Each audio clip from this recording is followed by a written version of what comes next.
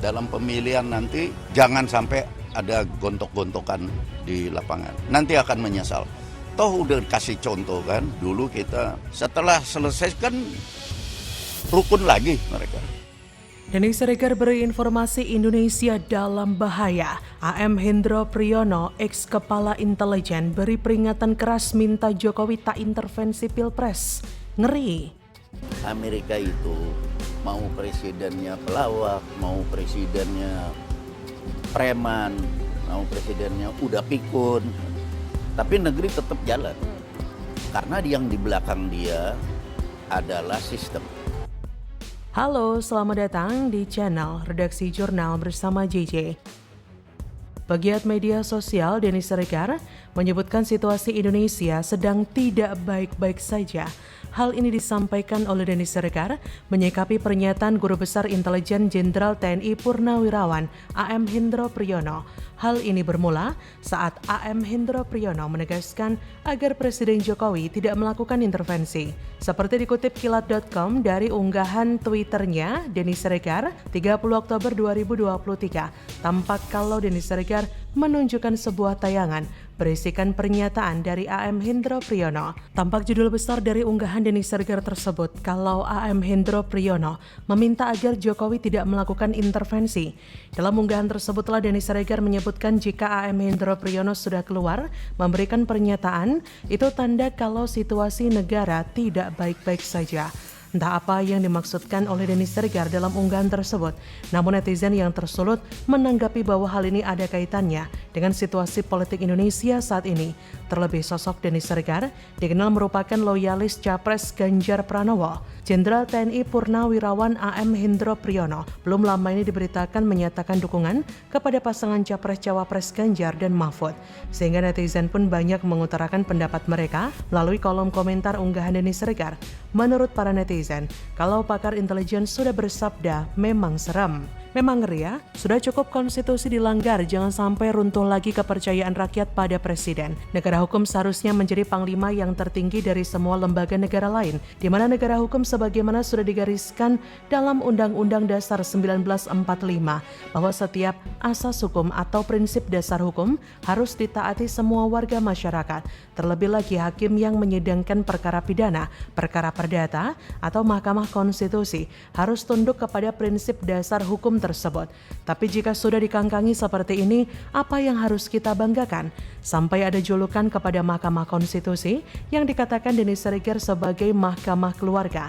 Dan pada umumnya, pandangan masyarakat umum sama dengan Denny Siregar bahwa Mahkamah Konstitusi sebagai Mahkamah Keluarga dalam menjatuhkan putusan MK yang sifatnya tidak objektif karena semata-mata hanya demi kepentingan keluarga saja. Mengerikan bukan? Karena secara perlahan rakyat di negeri ini digiring cara berpikirnya dengan diperhadapkan kepada kebenaran melanggar konstitusi. Seluruh warga negara ini para anggota TNI beserta para purnawirawan di luar sana yang berjasa bagi negara. Bila masih rasional dan mengedepankan negara ini, maka sudah seharusnya membuka mata, telinga dan hati. Jangan memberikan ruang apalagi dukungan bagi para manusia perusak marwah negara. Ini bakal jadi aib memalukan demi memuluskan langkah seseorang di Pilpres. Sedemikian besarnya ambisi seseorang sehingga harus menabrak aturan dengan gaya balap ugal-ugalan tanpa etika. Ujung-ujungnya publik semakin yakin ada bau dinasti politik dan Jokowi yang akan paling disalahkan. Harapan penulis janganlah negara Indonesia dibuat menuju kekuasaan dengan politik dinasti yang kotor, yang mirip dengan kerajaan, yang hanya mengandalkan keturunan raja yang bisa menjabat sebagai raja. Sedangkan masyarakat yang punya potensi menjadi presiden selalu terhalang untuk menduduki jabatan presiden yang bertentangan dengan prinsip dasar negara demokrasi dalam menjabat presiden. Bagaimana menurut Anda?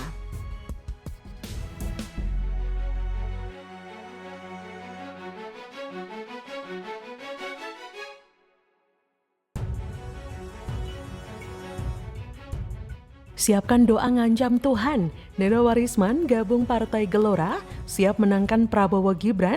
Denny Siregar ngakak, auto kalah kena doa palsu. Dan jangan kau tinggalkan kami dan menangkan kami. Karena jika engkau tidak menangkan, kami khawatir ya Allah. Kami khawatir ya Allah. Tak ada lagi yang menyembahmu ya Halo, selamat datang di channel Redaksi Jurnal bersama JJ. Masih ingat Neno Warisman yang viral pada Pilpres 2019? Saat itu Neno Warisman dengan lantang menyuarakan ganti presiden 2019. Ia juga menjadi viral lantaran doa yang dipanjatkan menjadi kontroversial yang berbunyi, "Kalau Allah tak menangkan kami, Prabowo Sandi, maka khawatir tak ada lagi yang menyembahmu lagi." Dan di Pilpres 2024 ini, Neno kembali datang. Nenek Neno telah memutuskan menjadi kader baru Partai Gelora. Ia diperkenalkan dalam perayaan HUT keempat Partai Gelora yang digelar secara daring Sabtu 28 Oktober malam. Neno Warisman yang selama ini juga dikenal sebagai aktivis sekaligus aktris lawas, diusung sebagai calon anggota legislatif Partai Gelora di daerah pemilihan Dapil Jawa Timur 3 meliputi wilayah Banyuwangi, Situbondo, dan Bondowoso. Bahkan, deklarator gerakan 2019 ganti presiden tersebut dinyatakan siap memenangkan pasangan Capres-Cawapres Prabowo Subianto dan Gibran Raka Buming Raka di Pilpres 2024. Nenek Neno juga mengatakan masa depan Indonesia adalah milik anak muda sekarang, bukan orang tua, sehingga perlu diberikan ruang lebih agar mereka berperan, sebab anak muda memiliki kemampuan melampaui orang tua. Bahkan nih, pada kesempatan ini, Neno Warisman membacakan puisi bertemakan cinta dalam rangka memperingati HUT keempat dan peringatan Hari Sumpah Pemuda ke-95 tahun 2023. Dalam puisi ini, Neno menyindir soal peran anak muda yang kerap dikangkangi oleh pertarungan politik, di mana suaranya hanya diperebutkan, tapi tidak diberikan peran. Melihat keputusan Neno Warisman yang bergabung dengan Partai Gelora, pegiat media sosial Denny Siregar pun tidak bisa menahan tawa. Ia bahkan nggak bisa berkata-kata lagi. Bahkan dalam cuitannya yang lain, Denny Siregar juga membagikan sebuah foto Neno yang sedang menerukan kata-kata Gibran. "Gibran, tenang, saya ada di sini." Kalau nenek Neno sudah keluar dari sarangnya, tinggal lihat dong bagaimana tingkah polanya saat kampanye nanti. Apakah dia akan membacakan puisi? Ataukah mungkin melantunkan doa-doa yang memecah belah bangsa dan bahkan mengancam Tuhan? Saya yakin Prabowo yang pernah memiliki pengalaman didukung oleh Neno pastilah tepok jidat karena sudah pasti blundernya memainkan agama untuk kepentingan politik. Karena sudah menjadi bukti yang cukup jelas bahwa inilah yang sedang dimainkan oleh kubu sebelah. Mereka berpolitik tapi menggunakan label agama karena inilah yang memang mau mereka manfaatkan. Memanfaatkan agama lebih mudah ketimbang menjual program kerja. Tak perlu capek-capek meyakinkan masyarakat melalui program kerja, visi misi, track record, dan apa yang akan dilakukan. Cukup dengan jualan agama, pasti beres. Dengan tameng agama, jadilah mereka sebagai sosok paling benar dan suci. Sedangkan pihak yang menjadi lawan mereka adalah antagonis yang jahat. Biasanya nih, orang-orang yang berpandangan sama akan berkelompok. Sama saja dengan orang-orang waras yang melihat pemilu sebagai pesta demokrasi seperti kita-kita ini. Berdiri di sisi yang sama, yaitu mendukung orang baik yang sama-sama melihat pemilu sebagai sebuah kewajaran dalam negara demokrasi. Beda dengan para pendukung ataupun pentolan-pentolan yang ada di kubu Om Bowo yang melihat pemilu sebagai jihad atau perang yang tidak segan mengkafirkan orang lain di luar kubu mereka. Walaupun yang dikafirkan itu sama agamanya. Dan saya yakin jika nanti nenek Neno berkampanye, ceramahnya isinya malah provokasi dan marah-marah nggak karuan dan bahkan mengancam Tuhan. Tentu bukan mendapat simpati ya, tapi malah mendapat limpahan elektoral yang buruk.